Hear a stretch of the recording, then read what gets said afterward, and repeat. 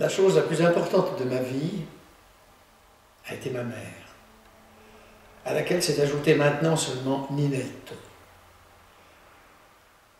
En 1942, dans une ville où mon pays est en lui-même qu'il semble un pays de rêve, avec la grande poésie du nom poétique, fourmillant de paysans et de petites industries, beaucoup de bien-être, bon vin, bonne chair, gens polis et rustres, un peu vulgaires mais sensibles.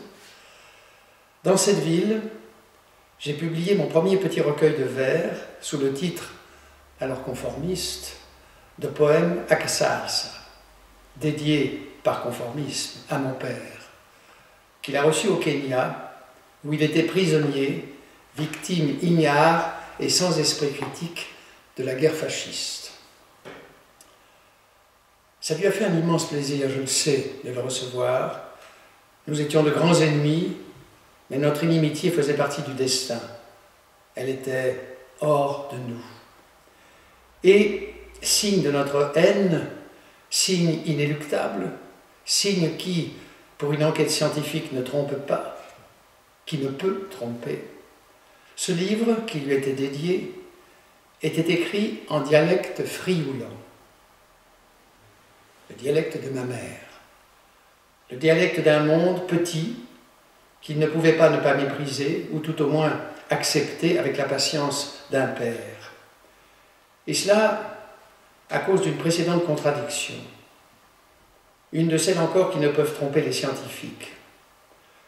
Où l'on parlait ce dialecte, il était tombé amoureux de ma mère.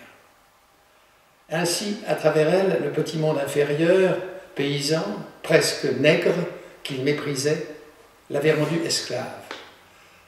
Mais cette fois encore, lui ne le savait pas. Il ne savait pas que son maître était cet amour qui, à travers une femme enfant, ma mère, belle avec une belle poitrine, une âme trop innocente d'ange inapte à vivre hors des villages, justement, hors des champs. Il ne savait pas que son maître était cet amour qui avait rendu vaines toutes ses certitudes morales de pauvre homme, faites pour être lui, le maître. Ainsi, ce dialecte était une chose diabolique. C'était le centre de 1000 contradictions. La plus cuisante était qu'elle ne pouvait être admise. Elle était consacrée par l'édition et par les candides pages d'un livre de poésie dont son fils de 20 ans était l'auteur. Donc, on ne pouvait même pas commencer l'examen, étant donné qu'elle n'était pas admissible. L'examen de ces contradictions qui furent comme des nuages noirs, d'épouvantables tonnerres, indices de défaite totale et de mort, sur fond d'orgueil lumineux, d'orgueil d'un père prisonnier. Bien, à la fin de la guerre, il est rentré en Italie avec ce petit livre de vers frioulant dans sa valise. Relique sacrée, souvenir de famille, attestation de grandeur, ne fût-ce que future. Je dois ajouter que mon père approuvait le fascisme. Et voici la seconde contradiction, publique celle-ci.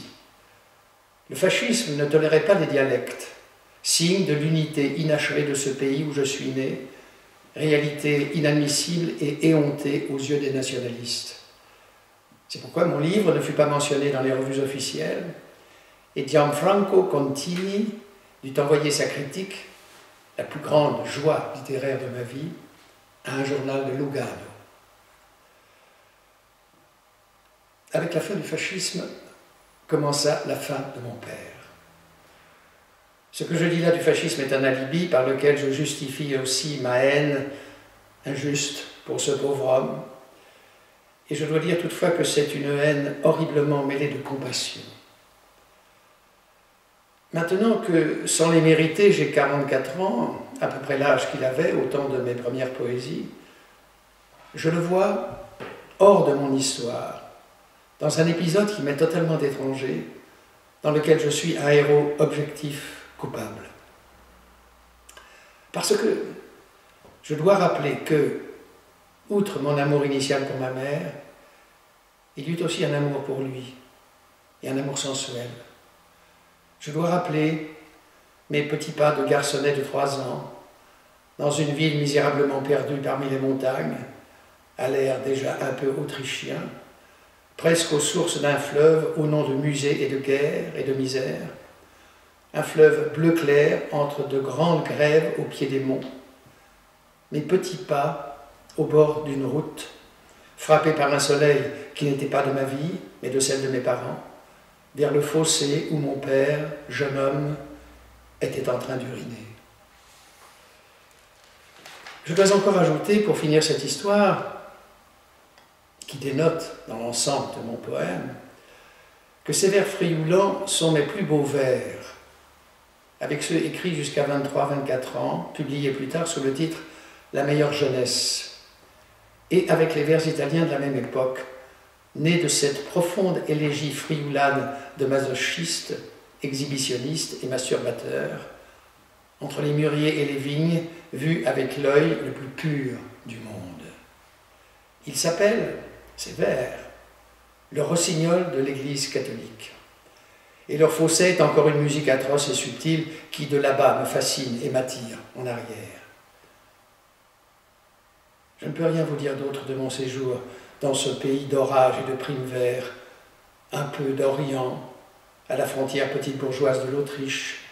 Des journalistes italiens fascistes ou simplement anticommunistes s'en chargeront peut-être.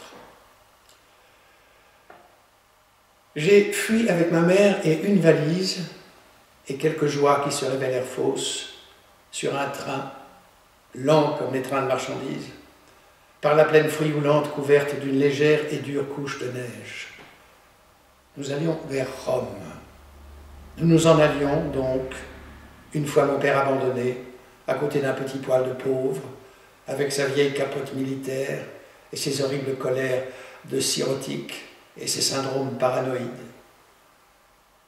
J'ai vécu cette page de roman, la seule de ma vie pour le reste. J'ai vécu au sein d'un poème lyrique, comme tout possédé. J'avais aussi parmi mes manuscrits mon premier roman, c'était l'époque du voleur de bicyclette, et les hommes de lettres découvraient l'Italie.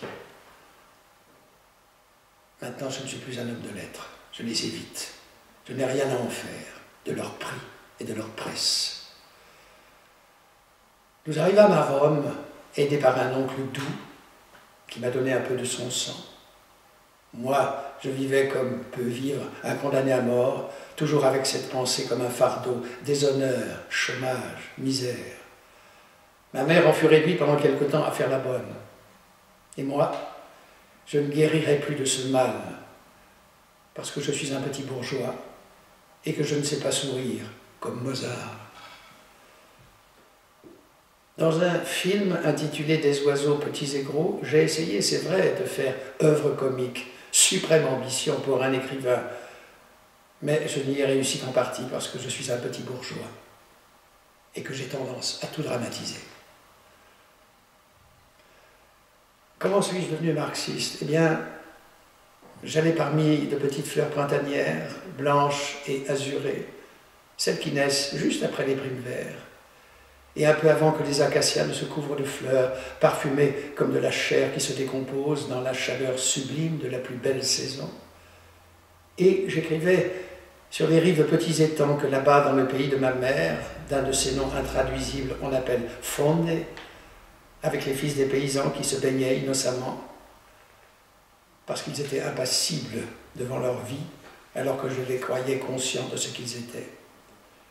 J'écrivais les poèmes du rossignol de l'Église catholique. C'était en 1943. En 1945, tout fut différent. Ces fils de paysans un peu plus âgés se mirent un jour un foulard rouge autour du cou et marchèrent vers le chef-lieu de canton avec ses portes et ses petits palais vénitiens. C'est ainsi que je sus que c'étaient des journaliers et qu'il y avait donc des patrons. Je fus du côté des journaliers et je lus Marx.